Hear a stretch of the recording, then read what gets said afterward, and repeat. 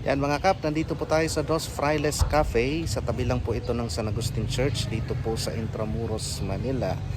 Binuksan po ang kapihan na ito para sa misyon dyan po sa Kalinga Province, sa Catanduanes Islands at sa Baseco, sa Tondo.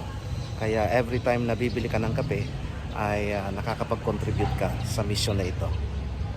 Pasok tayo.